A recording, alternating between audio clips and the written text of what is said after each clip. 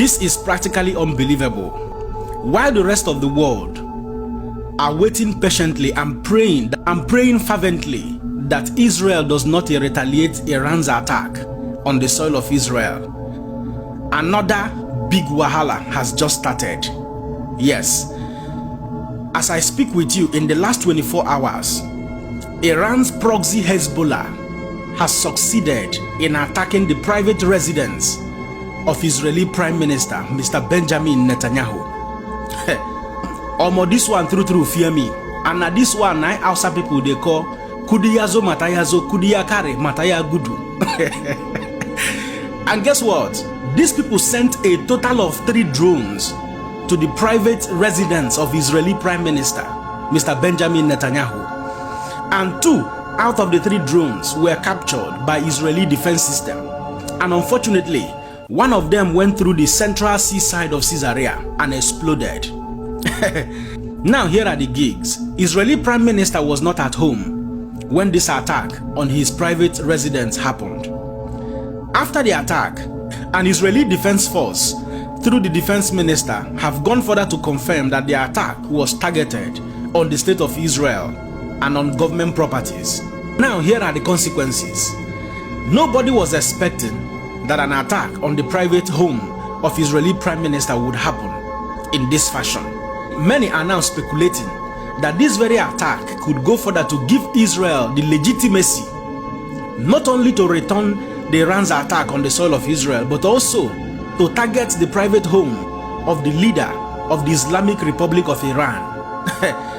This is a very big trouble. I've been praying fervently in my heart that Israel does not retaliate Iran's attack to avoid possible escalation that might lead to what is in the heart of many people all over the world. I am talking about World War III. Now, Israeli Prime Minister don't come out. Con re-echo his commitment towards destroying all the terrorist group in Lebanon, in Judea, in Samaria, in Iran, and also across the entire Middle East. And he went further to say that Iran's proxy Hezbollah attack on his private residence is a grave mistake that they will definitely pay.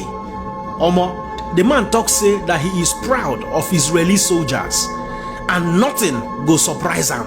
Make on listen to what the man talk. ראש הממשלה איך הולך? טוב, אתה יודע, שלשום חיסלנו את רב המרצחים יחיא סנוואר. אמרתי, אנחנו במלחמת התקומה ואנחנו ממשיכים קדימה עד הסוף.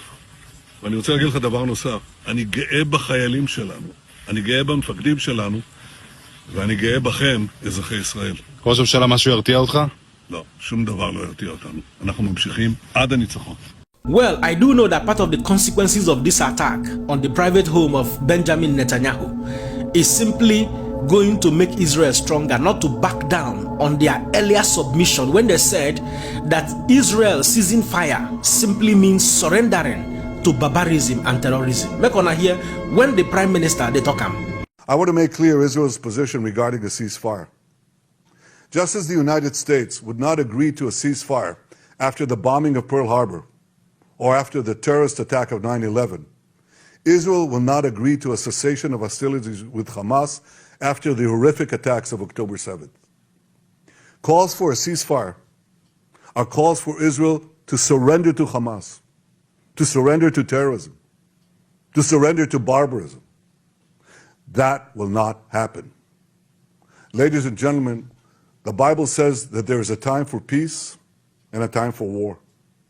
This is a time for war for our common future. Today we draw a line between the forces of civilization and the forces of barbarism. It is a time for everyone to decide where they stand. Israel will stand against the forces of barbarism until victory. Well, at this point, all I honestly pray for is for peace to reign. Even though American government now is currently sending, high-profile missile defense system to Israel to help them in defense against Iran, and at the same time sending more troops. Sequel to this, there are a lot of conspiracy theories going on now, which includes but not limited to that Israel might possibly retaliate Iran's attack before United States of America election, which I think is slated to happen on the 5th of November. And do not forget that if Israel retaliates this attack, it means that America will be forced into that very war. And if America begins to engage on a foreign war before the election, it means that Joe Biden will not step down from power. These are part of the conspiracy theory. So the question now is, will Israel retaliate Iran's attack before Americans' election? Or will they wait for America to constitute a new president before retaliating Iran's attack? These are some of the conspiracy theories and speculation. I sincerely hope that anywhere you are watching this video from every part of the world, that all of us will be safe. Don't forget to let me know what you think in the comment section and share this video. Man, another person see. God bless you.